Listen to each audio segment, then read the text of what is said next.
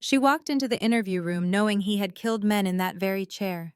733 candidates had failed before her. 22 hours of polygraph torture. 4 brutal physical trials. Background checks so deep they found the 4 years she had erased from existence. But when the most dangerous man in the city placed a child's toy on his desk, a bright yellow dinosaur stained with dried blood, she did something no one expected. She picked it up.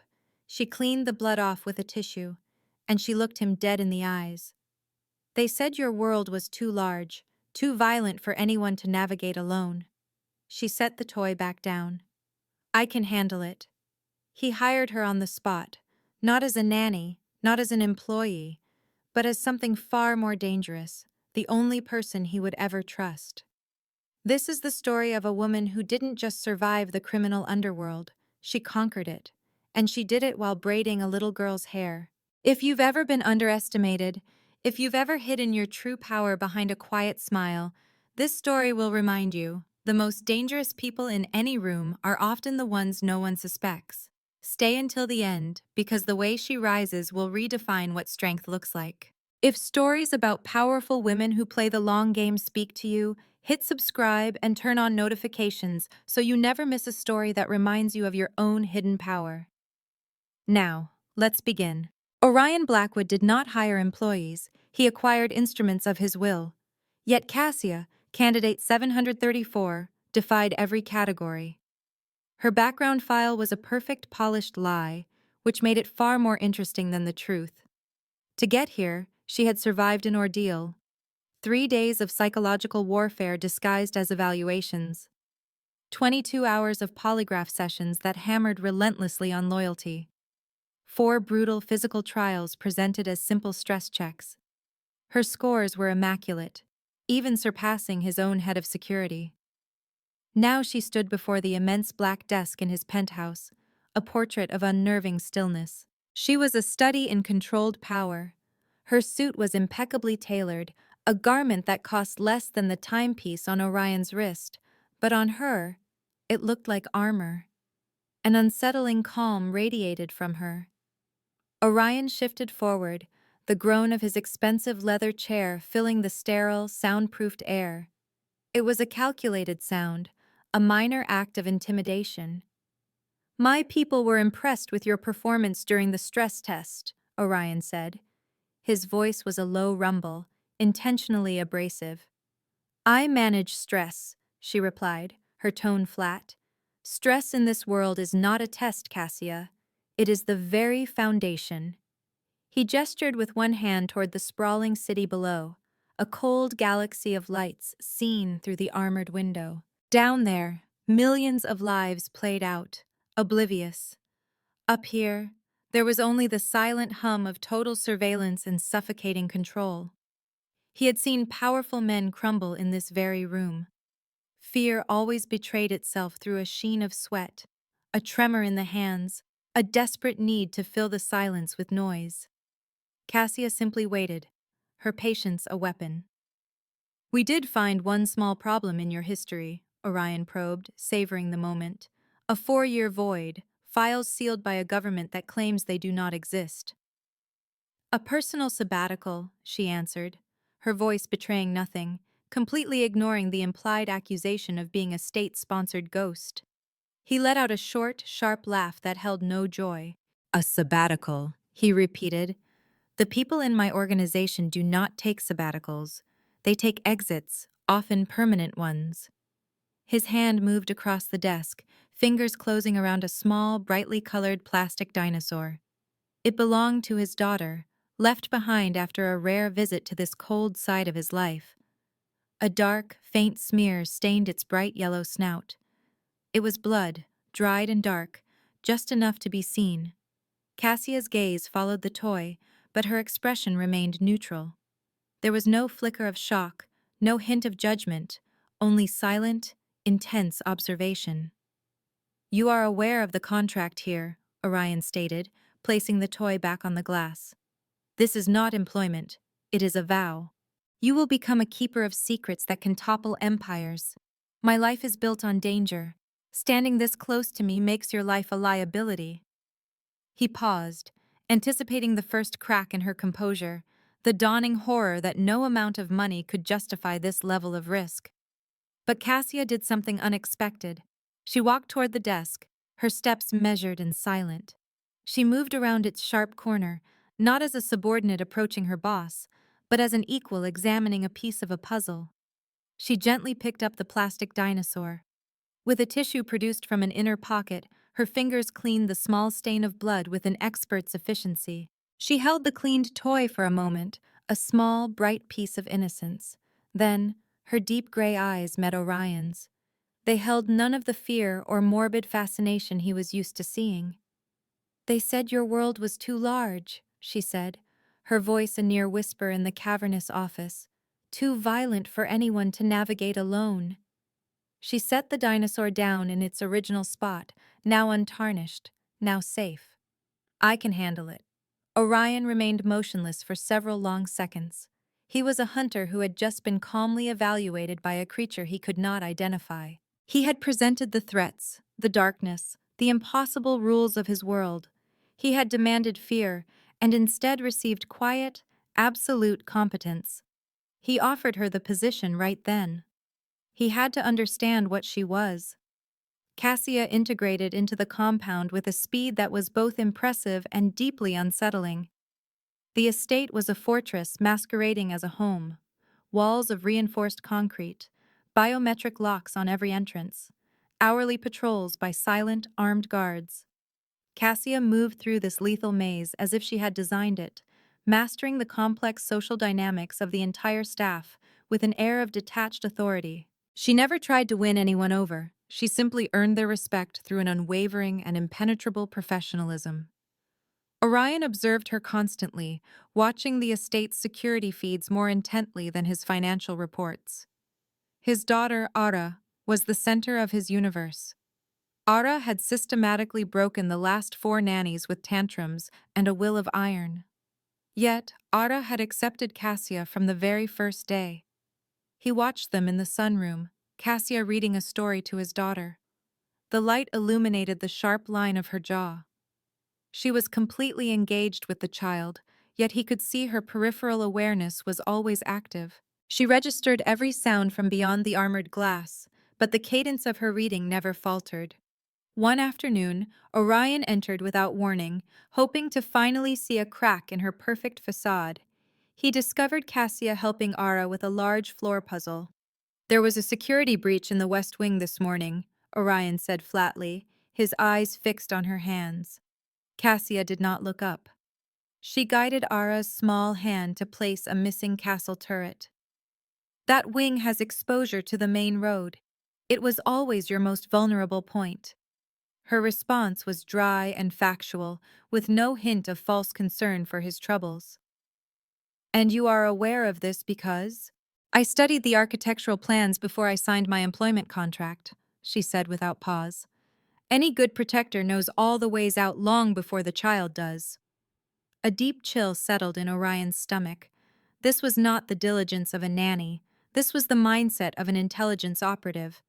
He spotted a small wooden toy car that was Ara's current favorite.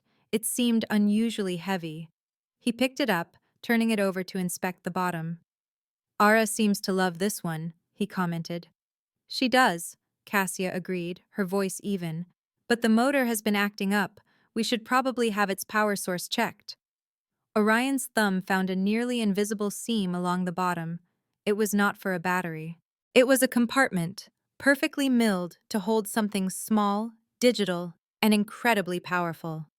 A military-grade listening and tracking device, one capable of penetrating the compound's extensive shielding. He did not need to open it. He knew exactly what it was. He raised his eyes to meet Cassia's. Her gaze was steady. She was not admitting guilt. She was not making an accusation. She simply knew that he now knew. A silent, heavy understanding passed between them. She had found the bug that someone else had planted. She knew who he should be looking for. "It was a gift from a former business partner," Orion lied, his voice like silk. "I will have it taken care of." "That seems wise," Cassia replied. She took the car from him and placed it on a high bookshelf, far from Ara's innocent hands. One can never be too careful about who might be listening. After that day, Orion began asking Cassia to join him for dinner. It was not a social invitation. It was a sustained, intense interrogation under the watchful eyes of his syndicate ancestors, whose portraits lined the dining room. One evening, the topic turned to the true nature of control. Most people believe power is the ability to take whatever they desire, Orion said, looking at the deep red wine in his glass. They are fools. True power is the ability to hold on to what you have. Cassia considered this as she ate. Vigilance on that scale must be exhausting, she noted. Exhausting, but essential. I do not trust anyone who has not demonstrated a willingness to sacrifice absolutely everything for me. Sacrifice is the simple part, Cassia said, finally meeting his gaze directly. The difficult part is being forced to live with what that sacrifice cost you and what it cost others. Orion paused, the wine glass halfway to his lips. This was not the idle philosophy of a caregiver. This was the cold arithmetic of the battlefield. Tell me, Cassia, what did you sacrifice during that 4-year sabbatical? He asked softly. He saw it then, the first and only flicker of a crack in her composure, a momentary hesitation. My capacity for being surprised, she answered at last. The words landed with the force of a physical blow. They spoke of a past so filled with trauma and violence that nothing could shock her anymore. A genuine, predatory smile touched Orion's lips. Good, because in this world, surprise is what gets you killed. It is the only reason you are still here. The hidden meaning was crystal clear. I am aware you are more than you seem. I am waiting to see your next move. The external danger intensified. A rival group, the Hydra, grew more aggressive. Their operations shifted from business disputes to direct, personal threats against Orion. The tension inside the fortress became unbearable. Security patrols were tripled. Orion's sleep dwindled to less than 4 hours a night. He discovered Cassia standing by Ara's crib at 3 in the morning. She was not just watching the child sleep, she was scanning the room, her hand resting near the seam of a reinforced window. Having trouble sleeping? Orion's voice came from the darkness of the hall. I only sleep when the operational threat is no longer critical, she responded, not bothering to turn around. Tonight, the threat feels different. Elevated. Elevated to what? He asked, stepping into the room. It was an internal breach, not just a siege from the outside, but a betrayal from within. Orion moved to stand beside her. He was close enough to feel the warmth radiating from her, to catch the clean, faint scent of her soap. The proximity was a final test of her nerve. You seem to know a great deal about infiltration, he whispered. I know how people think when they are trapped.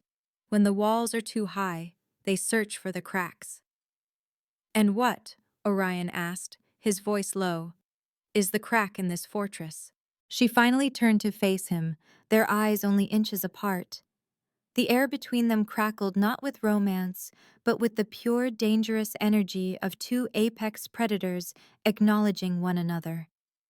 You are, she said, her voice sharp and clear. You are the weakness, because if you fall, none of these walls will matter. Orion took a small step back, not from insult, but from the chilling impact of the truth.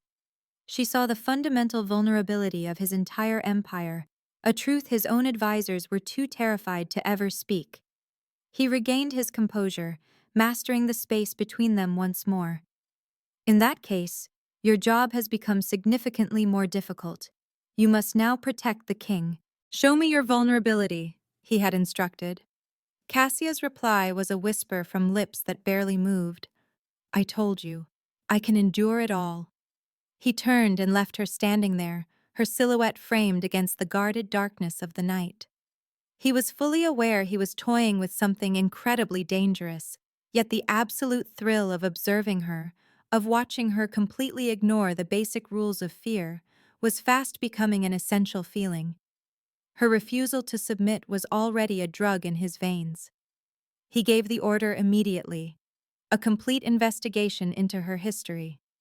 He assigned his security chief, Marcus, the task of uncovering the genuine Cassia. No matter the price, no matter the laws broken, he had to understand the weapon he had willingly brought into his own house. This quiet nanny was either going to be his ultimate salvation or the most clever and patient assassination attempt he had ever encountered. Orion needed answers, and he needed them immediately. The paranoia was no longer just a useful facade. It had become a finely sharpened blade pressed hard against his own throat, and Cassia was the only one holding the handle. The investigation turned into a dark void. Marcus, Orion's head of security, was built like a combat vehicle with the watchful eyes of a man who guards tombs, yet even he seemed defeated when he spoke about Cassia. "Sir, her official documents are absolutely perfect. All the background screenings, her certifications, and every one of her references checked out completely. But the moment we dig into the deep web archives, her profiles shatter into meaningless static. She exists exactly where records say she should, and nowhere else." Orion remained in the darkened room, the city lights far below his penthouse suite melting into a blurry, insignificant smear of gray. Redacted files. "They are not redacted, sir. They are erased. The job is a total wipe, as if her life did not begin until 3 years ago, the exact moment she enrolled in her first nanny training program." Marcus stopped, adjusting his posture uneasily. "The only organization with that level of power is— I am aware of who has that power, Marcus. Go deeper. Find the filth. I do not care if you need to incinerate the entire server facility just to find a single fingerprint that contradicts the official story. Find the woman behind the mask." Orion had no faith in anything that appeared perfect. Flawless documents were a sure sign of a complete lie. A cleverly constructed deception always had some messiness to it. This was clinically precise. He started to watch her all the time, moving beyond the simple static cameras to the high-definition, sound-isolated feeds from the compound's private network. He began to treat the nanny camera like a battlefield display, analyzing her every action, searching for the slightest inconsistency. The first clue to the deception arrived disguised as a child's toy. Orion's daughter, Ara, owned a stuffed lion that was shabby and deeply cherished. Cassia was putting away laundry in Ara's bedroom, humming a quiet, simple melody. She took the lion and began to smooth down its tangled fur. Her actions were smooth and methodical, right up until the moment they were not. Her thumb pushed into the lion's left eye socket with a brief, almost imperceptible pause. Then, her fingers moved with the speed and efficiency of a finely tuned machine. She did not tear the seam open. Instead, she located the weakest point in the stitching, slid a fingernail beneath the thread, and extracted a tiny plastic disc the size of a pinhead. It was a military-grade satellite tracker, fully active and transmitting its location, concealed with expert skill. Cassia showed no sign of surprise. She did not even break her humming melody. She simply squeezed the disc between her first and second fingers, causing a clean, noiseless snap, and let the fragments fall into the deep pocket of her jeans. She then went right back to folding a small pink shirt. In his office, Orion leaned closer to the screen, the leather of his chair groaning softly. The breath emptied from his lungs. Her action was not one of defense, it was pure routine. She had not been shocked to discover the device. She had simply responded to the need for its immediate disposal. This meant she either knew it was there all along, or she had been specifically trained to look for it in exactly that way. When he encountered her later that evening in the kitchen, she was busy preparing a simple, healthy meal, having again dismissed the compound's professional chefs. He decided to make his approach. "The lion appears to have lost some of its stuffing," Orion remarked, casually resting against the cold granite countertop. Cassia continued chopping vegetables without looking at him. The blade she used was thin and razor-sharp, and it moved with a deadly precision. "Ara plays rough with her toys. We got him patched up." Did you discover anything interesting inside of him? The knife stopped in mid-motion, a single millimeter from the surface of the cutting board. It was the only visible crack in her composure. Just some cheap polyester fiber, she answered, her voice completely level. They do not make them the way they once did. Orion held her gaze firmly. He felt that familiar surge of adrenaline, the cold excitement he typically saved for negotiations with enormous stakes. He was bargaining with a woman over a child's stuffed toy, and he was losing the exchange. Sometimes the most ordinary things can bear the greatest significance, Cassia. A single tiny speck of dust can obscure the sharpest sight. She started chopping again, the rhythm quick and unwavering. Only if you allow it to, she stated. He walked out of the kitchen, the image of her crushing the tracker burned into his mind. He understood then that all the security checks had been a pointless exercise. She had not just beaten them, she had orchestrated them. The organization known as Hydra was increasing its pressure. They were exploiting the intelligence they had gathered over the last year, attacking weak points in his supply lines and striking his secondary properties. The entire compound was on maximum alert. The guards were jumpy, their uniforms stained dark with nervous sweat. One evening, a sound shattered the quiet. It was not a single warning shot. It was the continuous, deafening roar of automatic weapons, perhaps half a mile beyond the perimeter fence. The entire household staff panicked. Guards sprinted to their battle stations. Orion ran for the control room with his pistol already in his hand, but he stopped short of Ara's bedroom. He did not go inside. He simply watched the monitor embedded in the corridor wall. Ara had woken up the moment it started, sitting straight up in her bed and letting out the sharp, piercing scream of a child who can sense danger but cannot understand it. Cassia was already at her side. She made no attempt to muffle the sound. She did not tell Ara it was only thunder or fireworks. She refused to lie.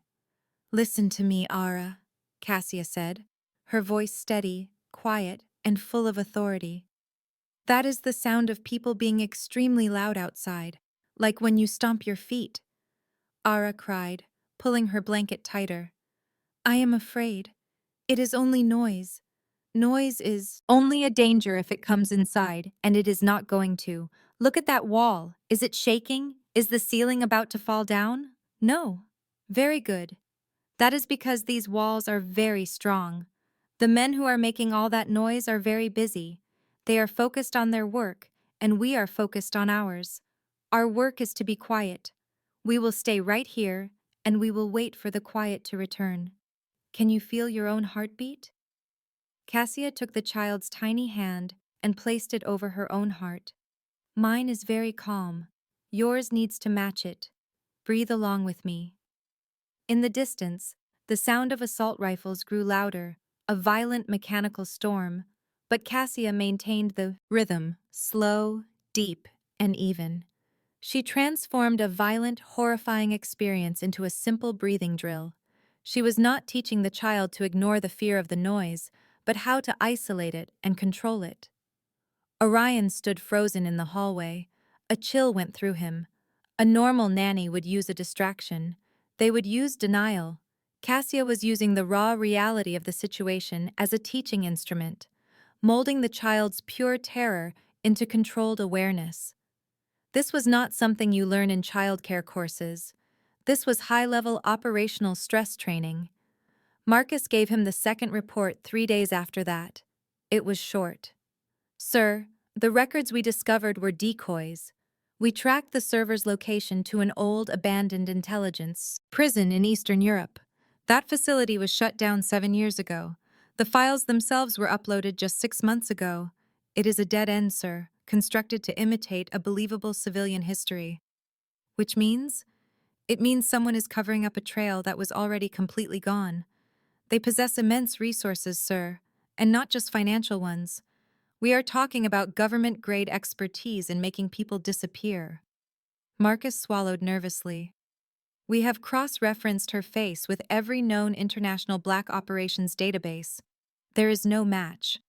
She is a complete ghost, sir. and that is easily the most dangerous thing we have ever come across. Orion sent him away. He did not need Marcus to tell him what was already painfully clear. Cassia was an apparition, a weapon perfected for deep infiltration, and she was living just 2 floors above his head, playing with dolls and his daughter. He knew he had to confront the weapon itself. The meeting took place in his private study. He summoned her down at midnight, using the excuse that he needed her to organize some confidential files. The files were, in reality, the operational plans for the Lyra Syndicate's entire internal command structure, complete with coded financial records, shipping routes for illegal cargo, and emergency protocols for extracting high-value personnel. He observed her hands while she organized the documents. Her expression was perfectly neutral, but her eyes, moving rapidly across the documents, were absorbing the information like parched ground absorbs water. She was committing the data to memory, not merely putting it in order. Orion poured a glass of bourbon for himself. He did not pour one for her. Cassia, you are aware of the way this household operates. We function on the principle of loyalty. Unconditional loyalty. I am aware, Mr. Orion. Loyalty is not a cheap commodity. It demands time, hard work, and occasionally the lives of individuals you hold dear. He leaned in closer, his voice dropping into a low, conspiratorial tone. Have you ever had to make a clean break? To remove a diseased section before the sickness could spread? She straightened a stack of financial statements, tapping them neatly on the surface of the desk. A clean break always leaves behind a scar, she replied, but it is necessary to save the rest of the body. And what if that break forces you to give up something you considered essential, something you thought defined who you are as a person? At last, Cassia looked directly at him. Her eyes were like stone, reflecting the dim light from the study lamp. Then it was never truly essential, she answered, her voice devoid of all emotion. Survival is the only thing that is truly essential. A smile almost formed on his lips. She was not just speaking about his criminal enterprise. She was reciting the code of a deeply experienced field operative. Good. Because we have been experiencing some leaks recently. Very small holes, but they run deep. It is as if someone is drilling into solid rock, slowly and deliberately, trying to get to the highly pressurized center. He searched her face for any trace of guilt, for the slightest tightening around her mouth that might signal her involvement. He found nothing. She held his gaze without flinching. They are going to fail, Cassia said with utter confidence. The rock is much stronger than they realize. He had pushed her to the very brink of a direct accusation, and she had responded with absolute cold assurance. She was informing him, without using the words, that she was on his side. He had come to understand that she knew his world better than his own people. His paranoia had warped into a kind of calculated reliance. He could never trust her, but he also could not risk letting her go. Her skill was the single barrier protecting his daughter from the growing chaos outside the walls. That desperate necessity began to dissolve the professional lines between them.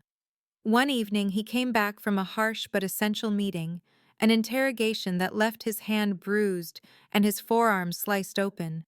He saw Cassia waiting for him in the hallway. She did not ask about what had occurred. She simply stared at the blood that was starting to dry on his sleeve. You need to clean that before it sets in, she stated, her voice completely neutral. He walked behind her into the expansive marble bathroom. From a hidden drawer he never knew was there, she retrieved a sterile first aid kit and began to work.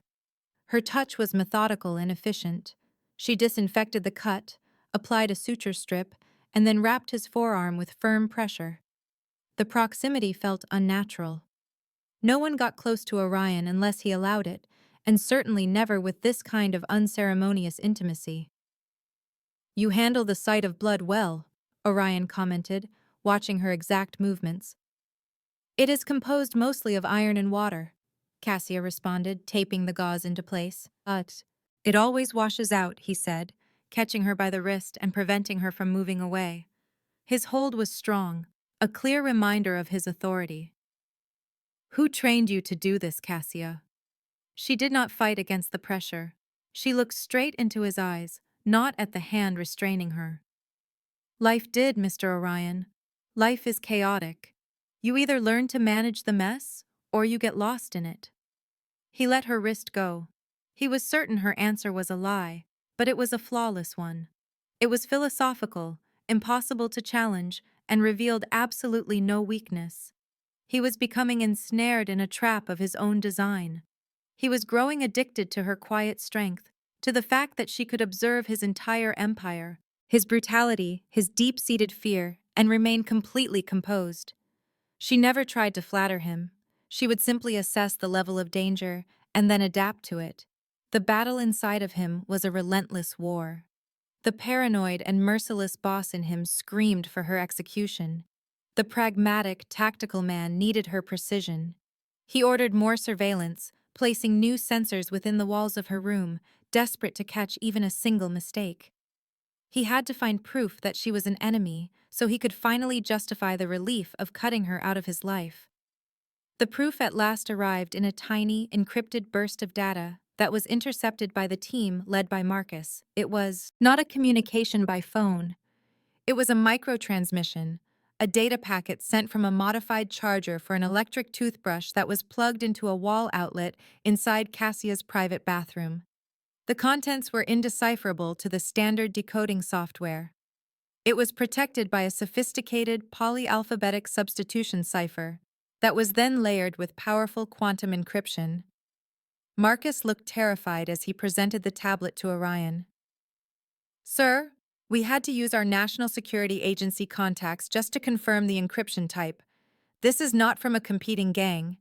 This is the kind of technology used by a high-level government agency." Orion quickly read the decoded message. The language was clinical and cold, not a love note or a threat. It was a simple status report. Target stability high. Proximity has been achieved. Vulnerability assessment 40% complete. Awaiting signal for extraction. Location coordinates are locked. Redacted latitude and longitude. The coordinates led to a deserted freighter dock located on the edge of the city. It was an ideal meeting point for a clean getaway. Cassia was not just a potential threat. She was a fuse that was already lit. She had successfully gotten close to him. She had finished her vulnerability assessment. The initial, dangerous admiration that Orion had developed for her instantly curdled into a toxic and lethal distrust. He once again felt the cold pressure of a knife blade against his own throat. Except this time, he knew precisely who was holding the handle. She had not just infiltrated his world, she was systematically dismantling it from the inside out, piece by piece, starting with his daughter's most cherished toy. The Hydra chose that exact moment to launch their assault. They were no longer attacking the supply chain. They struck the compound itself with overwhelming force. The entire southern wall disappeared in an explosion that trembled the foundation of the building. This was not a stealthy infiltration, it was a full-blown siege. And Orion knew with a sickening certainty that this specific vulnerability, the structural flaw in the south wall, was information that only Cassia could have leaked. The game had ended. The confrontation was about to happen now. Orion grabbed the tablet that showed the coordinates, secured his ballistic vest, and rushed toward Ara's room. He was not going there to protect Cassia, but to kill her. The air grew thick with concrete dust. The sirens were now just useless noise, completely overwhelmed by the thumping rhythm of automatic weapon fire. Orion moved with speed, his body low, making his way through the corridors that once felt completely impenetrable. The south corridor was simply gone, replaced by a crater where the wall once stood. He could hear yelling, the sickening wet sound of close-quarters combat, and the metallic smell of vaporized blood already mixing with the smoke. Ara's suite was 3 floors above, secure, but maybe not secure enough if Cassia had planted additional surprises. Orion clutched his P320 pistol. His thoughts were not on loyalty. He was focused solely on trajectory and controlling the damage. The betrayal felt like a secondary injury. The primary mission was survival and the necessary liquidation of the traitor. He made it to the stairwell, climbing the metal steps 3 at a time. The power began to flicker. The emergency lights cast a sickly green glow across the marble walls, turning the entire scene into something from a claustrophobic horror movie. The heavy steel door to Ara's private quarters was bolted from the inside. Orion typed in the override code. The door hissed as it opened. Cassia was kneeling beside the bed. Ara, who was 4 years old, was silent, holding on to a well-worn stuffed bear with her eyes wide but tearless. Cassia was not panicking. She was calm and clinical. She had the child covered in a specialized Kevlar blanket. It was standard equipment for high-risk environments, something no ordinary nanny would ever have. She looked up at Orion, her face smudged with soot, and she appeared entirely unfazed by the weapon pointed directly at her chest. "It took you long enough to get here," Cassia said. Her voice was flat and dry. There was no fear, no apology. Orion did not lower his gun. The coordinates, Cassia, the dock, and the extraction signal. He covered the distance across the room in 2 massive strides. He slammed the flat side of the gun hard against her temple, pulling her up and pinning her against the wall. The Kevlar blanket slipped down a little. Ara whimpered, a tiny sound that was swallowed by the escalating war outside. "Who sent you here?" Orion's voice was a low, grinding sound, raw and filled with danger. "Does it matter now?" Cassia did not flinch. Her breathing was even and steady, almost meditative. "The south wall. You gave them the building plans." "I gave them the weakness," she corrected him, her voice sharp and brutal. "That was my directive. Infiltrate, assess, and then exploit." "And what about the status report? The part about high target stability? Was that about me, Cassia? Was I the target?" A massive explosion shook the entire wing of the building. A piece of plaster from the ceiling broke loose, striking Orion's shoulder. The building itself groaned. "Initially, yes," she admitted. Her eyes were sharp, focused on something behind him, not on his face. "A clean cut. To dismantle the Lyra Syndicate from the head on down. And get out, clean." "What changed?" he demanded, pressing the muzzle of the gun harder against her skin, drawing a thin line of red. "You did," she whispered, not for dramatic effect, but simply stating a fact. "And her." She glanced over at Ara for a moment. "Your world is ugly, Orion, but it is real. My old world was just a projection, a complete lie. I saw the way you protect her. I saw what you hide underneath all the control." The door alarm started to scream. A quick series of focused explosions tore through the access to the exterior hallway. The Hydra was not using rifles to get through the door. They were using breaching charges, specific and targeted. "They are coming, through the ventilation shafts. On level 2. Cassia suddenly snapped, ignoring the gun that was pressed to her head. "And the eastern emergency hatch. This is a standard 3-pronged high-value extraction pattern. They are not here to kill you. They are here to take you." Orion hesitated. The level of detail, the immediate tactical assessment she provided was flawless. It was the language of a field commander, not some glorified babysitter. "How do you know that?" "Because I trained the people who trained them," Cassia said, pushing his gun hand away with a sudden, precise movement that disarmed him without any real violence. The P-320 spun once through the air before he was able to catch it. She moved with too much speed, with too much efficiency. The truth of her capabilities was like a cold slap to his face. "Get Ara into the panic room," Orion ordered, shifting gears in an instant. Survival was more important than revenge. He could shoot her later. It was too late. A squad of 5 men in heavy armor and black tactical gear burst through the shattered hallway door. They moved with a silent, synchronized efficiency. These were not syndicate muscle. These were professionals who were using suppressed weapons, and they moved like a single, lethal unit. Orion fired twice. He aimed for center mass. The armor held, but the kinetic impact staggered them. Cassia did not waste any bullets. She grabbed a heavy bronze lamp from the bedside table and hurled it at the lead man's faceplate, which momentarily blinded him. Then she moved with a fast, fluid motion. She was not just fighting back. She was neutralizing them. A sweep of the leg, a pressure point strike to the throat, and a borrowed knife taken from one of the downed men was plunged instantly into the armor seams near his shoulder. Orion handled the other three with pure fury and muscle. He used the environment itself, slamming one of the attackers into the reinforced glass of the balcony door and emptying the entire magazine into another one's head when his helmet finally cracked under the repeated blunt force trauma. They fought in perfect synchronization, a terrifying and unplanned duet. Orion noticed the way she conserved her movement, her economical use of violence. Her eyes were tracking threats that he had not even registered yet. She was a machine of lethal precision.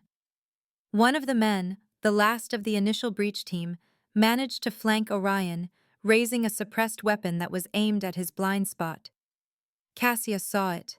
She was closer to the only clean escape route, which was the emergency ventilation hatch. She saw it clearly. The exit was right there, an open door to freedom and the life she once knew, but she turned her back on it. In a flash, she threw herself across the room, shoving Orion from the path of incoming bullets. A spray of silenced shots tore through the plaster where his head had been just a second ago, peppering them with debris and hot metal fragments. She rolled, snatching his fallen pistol, a P320, and fired 2 rounds into the attacker's throat, right at the vulnerable gap between helmet and armor. The room became deathly quiet, filled only with the strained, ragged gasps of the 2 people left alive. Cassia remained on the floor, her breathing heavy and labored, yet the firearm in her hand was perfectly steady. Her mission, her clean escape, the entire ordered structure of her life had been utterly destroyed. She had given up everything to protect the very man she was originally tasked to eliminate. She had chosen this world of blood and chaos. Orion gazed down at her, his expression holding not desire or even praise, but a frighteningly deep understanding.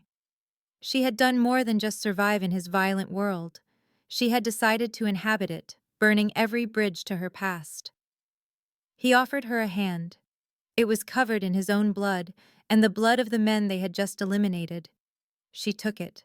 The air hung heavy with the smells of gunpowder, sweat, and their shared violence. Outside, the compound's alarms continued to blare. "They are going to send more," Orion said, his movements practiced and mechanical as he reloaded his weapon. "I am aware," Cassia answered, checking the magazine of the gun she had taken. Her eyes were already sweeping the area, searching for the next defensive position. "Where can I find the plans for the lower levels?" The last walls of mistrust between them had crumbled, replaced by a cold, urgent need to survive. She was ready to take control, and now she was asking for the keys to his entire fortress. Orion did not waste a moment with questions. Trust was a luxury they could no longer afford. Only competence mattered now. He reached for a hidden steel panel behind his desk, ripping away the decorative cover.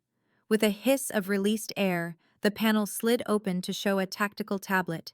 He threw it to her. "Sub-levels 2 through 5. They are using the service tunnels to advance. They broke through the second firewall 5 minutes ago." Cassia caught the device with one hand. Her eyes flew across the intricate blueprints. The diagrams were complex, displaying ventilation systems, power line locations, and critical defensive choke points. Her finger immediately pressed on a specific spot on the map, a secondary, steam pipe intersection located near the central computer core. "The weakness is here," she declared, her voice flat and completely calm. "This spot is not structurally sound. If they use thermal explosives, they will bring down the primary support beam. We must intercept them before they reach that point." Orion gave a single, sharp nod. There was no argument. He picked up a heavy assault rifle, the cool metal a familiar weight in his hands. They moved with speed, not a reckless run, but with the deliberate, low-to-the-ground motion of people who understood the deadly angles of gunfire. The hallway beyond the office was a scene of carnage. Twisted steel, shattered glass, and the heavy metallic smell of fresh blood splattered the walls. Orion advanced like a force of nature, using suppressive fire and pure forward momentum. He cleared each corner with brutal effectiveness, focusing on sheer destruction. He was a being of raw kinetic power. Cassia was entirely different. She was like water moving around a rock, her steps silent, her actions precise.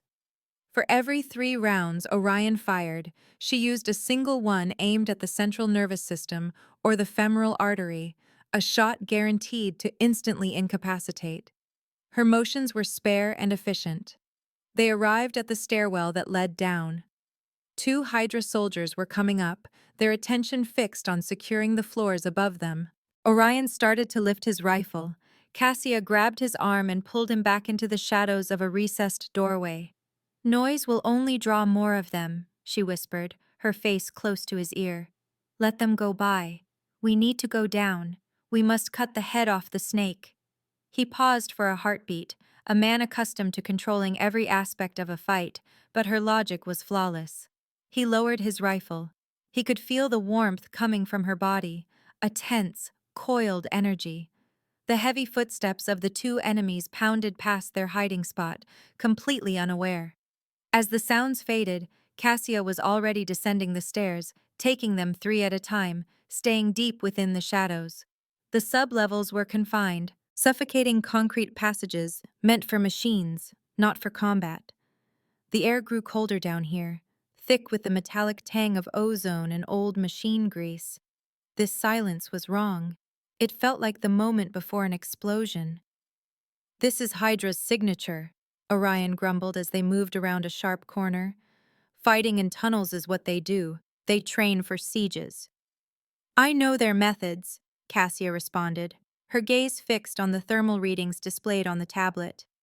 "They depend on flooding an area with bodies and bullets. They will not anticipate a precise surgical strike." They located the last line of defense that was protecting the main computer room. 4 soldiers in heavy armor were dug in, using server racks as temporary cover. They were communicating over their radios, their voices low but tense, discussing thermal explosives and structural weaknesses. Orion readied himself to attack. His instinct was to charge directly at the danger. Cassia stopped him again, her hand closing around his tactical vest. This time her grip was stronger, a silent order that superseded his own instincts. She gestured toward the ventilation shaft located directly above their position. It was far too small for Orion, designed only for cables and repair drones, but it was perfectly sized for her. "A distraction," she said, her eyes locked on the enemy soldiers. "You create a loud and fast diversion. I will go over the top and cut their communications and lights, then we can eliminate them." Orion looked at her face, which was faintly illuminated by the red emergency lighting. She was not asking for his approval or proposing a strategy. She was giving him his orders. It was a sudden, jarring reversal of their power dynamic. He felt a sharp, dangerous excitement. It was the knowledge that he was no longer fighting by himself. He was fighting alongside someone just as deadly, just as methodical as he was. "Fine," he bit out, accepting his new role in this tight space. He then unleashed absolute chaos. A long, sustained burst of gunfire slammed into the server racks, filling the air with sparks and flying metal. The Hydra soldiers fired back instantly, trapping Orion behind a concrete pillar, their focus completely on the source of the attack. As she had predicted, their overwhelming fire was directed solely at the noise he was making. Cassia was already gone. She had climbed the wall without a sound, locating the hidden handle of the ventilation duct. She slid inside with the disturbing ease of a person built for infiltration, her body effortlessly contorting to fit into the cramped passage.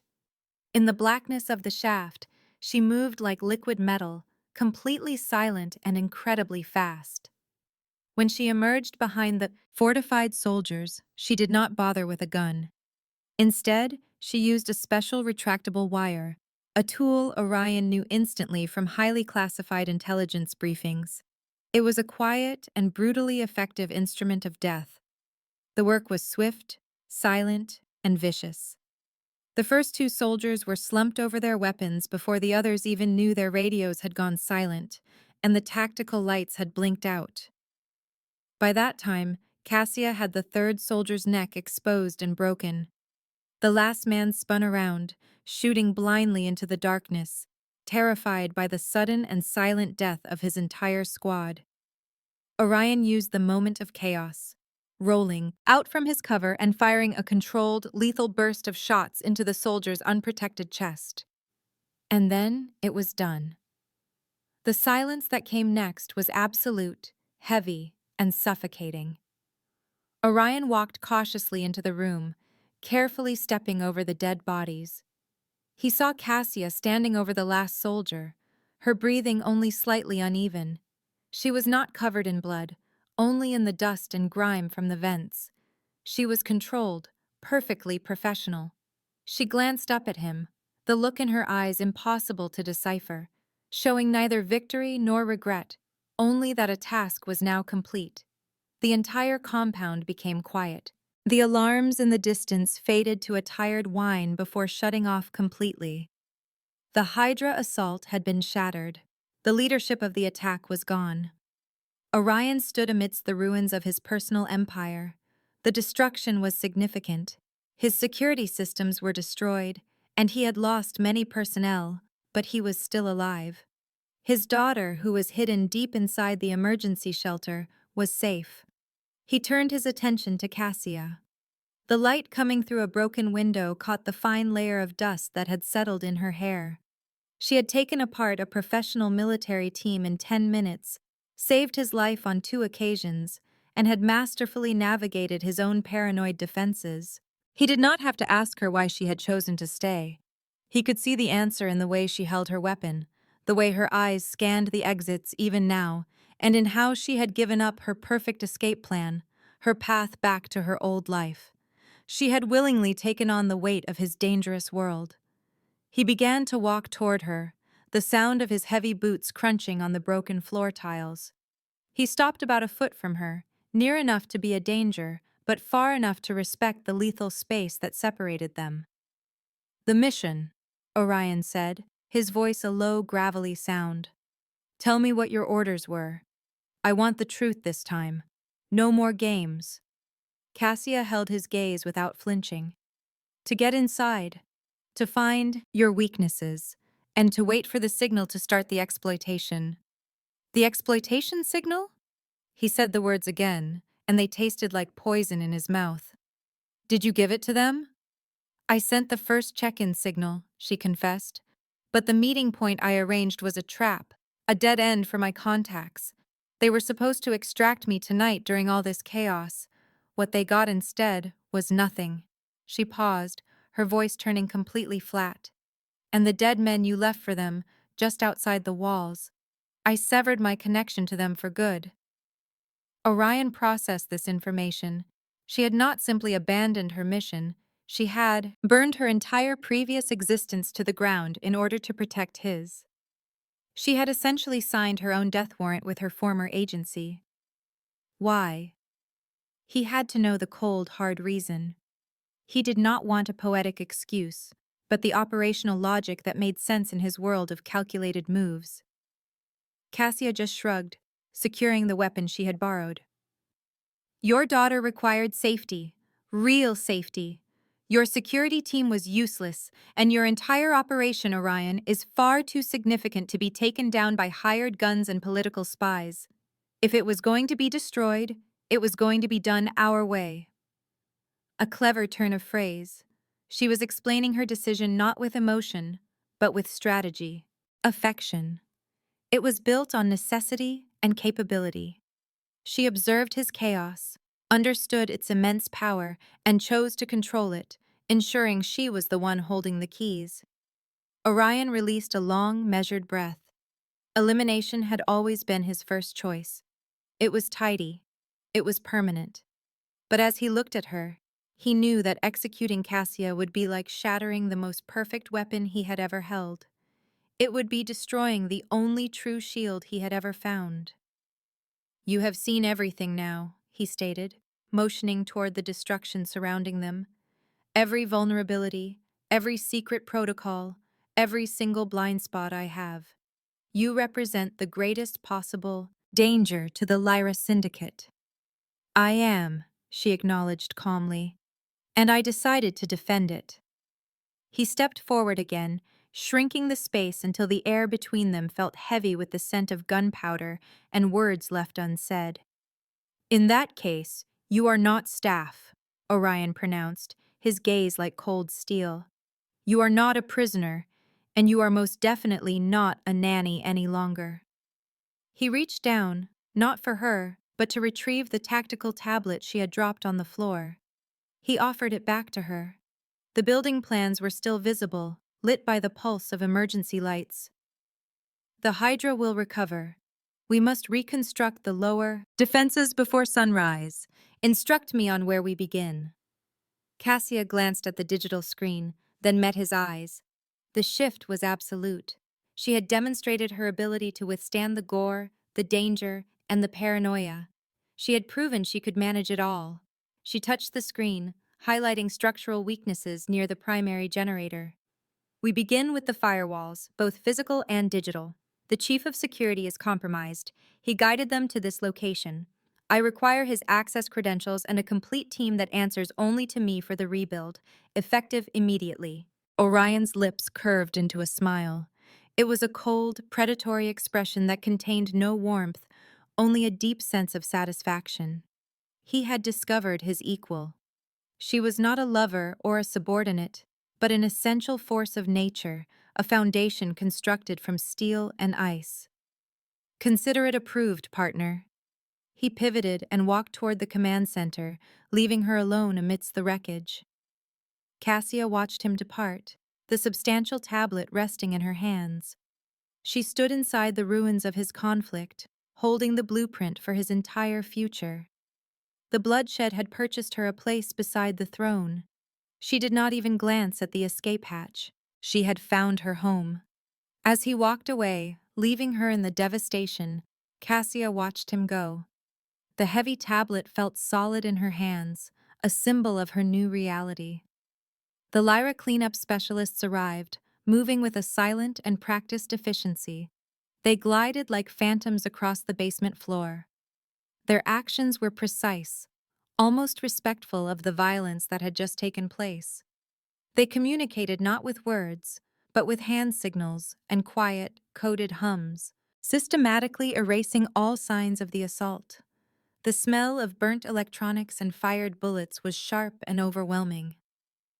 Cassia paid no attention to the bodies, stepping carefully over them to get to the main server installation. Her former life had taught her that destruction was simply the necessary first step before reconstruction could begin. She had once been ordered to take things apart. Now, her job was to build something even stronger. The first priority was the security chief, Marcus. Orion did not need to issue a formal command. The understanding had been forged in the exchange of gunfire. Loyalty had to be absolute. Marcus had broken that trust. He was already being held in a deep-level interrogation chamber strapped to a heavy, steel chair. Orion guided Cassia down the sterile white hallway. The atmosphere seemed to grow colder with each step they took. "He is aware of the redundancies," Orion said, his voice devoid of emotion. "The emergency caches, the front companies, everything that allows us to operate." Cassia gave a single sharp nod, her expression purely clinical. "I need those codes, and I need to understand the full pattern of his infiltration. How far inside did the Hydra get?" They walked into the room. Marcus glanced up, his eyes wide with a mixture of pleading and panic. He recognized Cassia, the nanny, and let out a choked scoff of defiance and fear. "She is just a kid," Marcus spat in Orion's direction. "You brought the domestic help to witness this." Cassia moved toward him, completely ignoring the insult. She did not raise her voice, She made no threats. She just reached out a hand and applied pressure to a specific point behind his collarbone. Marcus choked, his face immediately covered in a sheen of sweat. It was not a violent strike, but a precisely targeted pressure that crippled his lungs' ability to draw a complete breath. "The Hydra's main point of contact," Cassia demanded, her voice low and steady. "His name and location, now." Marcus fought for air, his body twisting against his bonds. He attempted to form words, but only a wet gurgle escaped. Orion leaned against the reinforced door, his arms folded, observing this display of controlled brutality. The man's pain did not disturb him. He was analyzing her technique. She worked with incredible speed, far too fast for a beginner. She was systematically taking apart Marcus's defenses, not with raw power, but with the precision of a surgeon.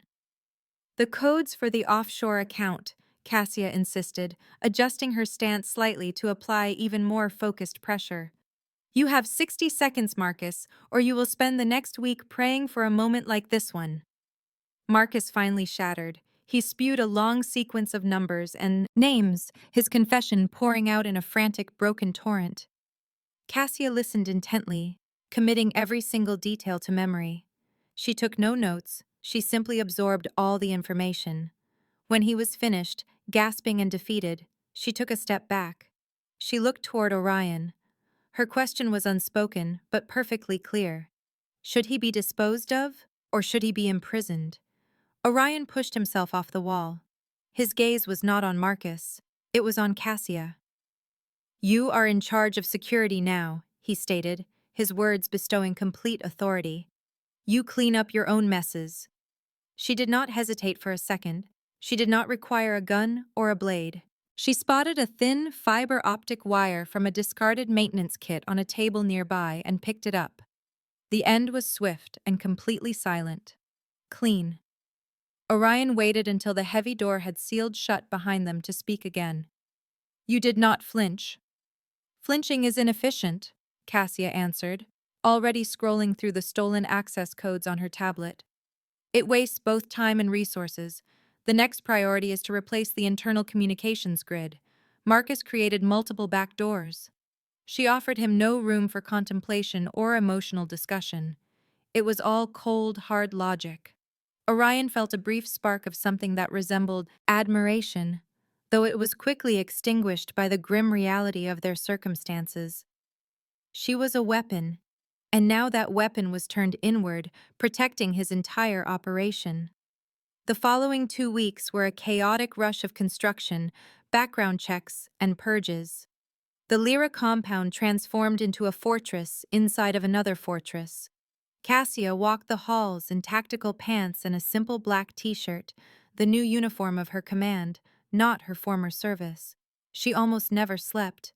When she did, it was typically on a small cot near the communications center. Orion watched her.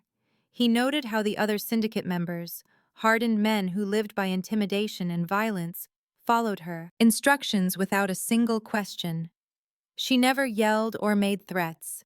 She simply presented the threat analysis, her proposed solution, and the consequences of failure with a chilling and undeniable clarity.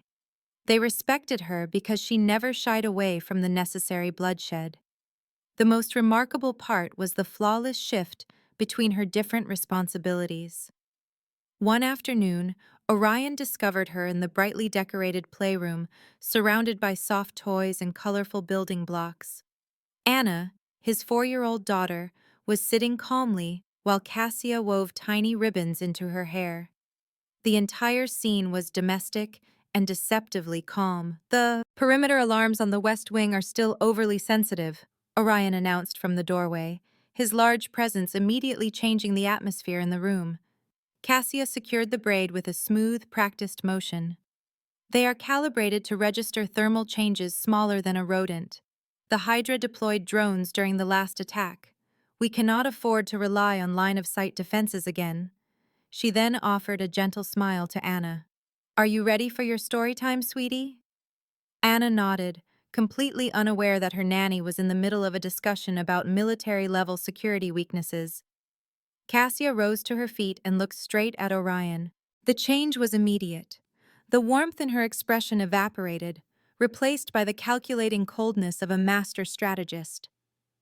"I have also located the leak in our cash flow, Orion," she said, her voice dropping to a confidential tone. "It is the transport company based in Monaco. They skimmed 7% during the last quarter. I have already initiated a freeze and redirected the assets through our Cyprus holding. The cleanup team is already on its way." Orion could only stare.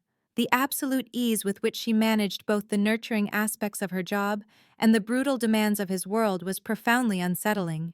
She was not acting out a role. She was simply both people at once. "You are terrifying," Orion declared, not as an insult, but as a statement of her immense value. "I told you I could handle all of it," she replied simply. "That includes both the soft parts and the hard parts. You underestimated my true capacity." He gave a slow nod. He had spent his entire adult life erecting walls, trusting nobody, and anticipating betrayal from every possible direction. He had always believed that allowing someone to get close meant creating a vulnerability. Cassia had just proven that sometimes letting the right person in meant importing an unbreakable defense. That evening, Orion summoned her to his penthouse office. The air smelled of expensive cognac and new leather. The city lights sparkled in the distance below them, a silent, sprawling map of potential threats and opportunities. He poured 2 glasses of the amber-colored liquid. She took the one he offered without any hesitation. "The Hydra is crippled, but they are not gone," Orion started, swirling his drink. "They will make an attempt to breach the new firewall. They are aware I have a new asset. They know the rules of the game have changed." "Let them try," Cassia said, taking a deliberate sip of her cognac. "They will discover the gates are locked and the sentries are wide awake." Orion set his glass down on the polished surface of his desk. He reached for a thick, bound ledger. Toward him was the Lyra Syndicate's original ledger, a book that contained decades of dealings, contacts, and concealed wealth. This volume was his entire existence, his legacy, and his single greatest weakness. He pushed the book over the desk until it was in front of her. "This is not a job offer, Cassia," he explained, his voice lowering to a rough tone he reserved for absolute commands. "You destroyed your own life to rescue mine. Now you are exposed. You cannot return to your former organization. They will brand you a traitor, a failed operative, or a liability that must be eliminated. I understand what I am," she stated firmly. "Good," he replied, "because in this house, you are not a captive. You are not some glorified protection detail, and you are certainly not a nanny in any normal sense." He leaned forward, his gaze sharp and unwavering, demanding her complete focus. "You are the foundation of this entire house. You are my second in command. Every asset that moves through this syndicate will now move through you. You will control the flow of information. You will control our finances. You will control who gets access to me." He nudged the ledger forward until it made contact with her hands. The book felt substantial, solid. It was the weight of a criminal empire. "You have earned this position," Orion finished. "But you must understand, the loyalty you demonstrated tonight has to be forever.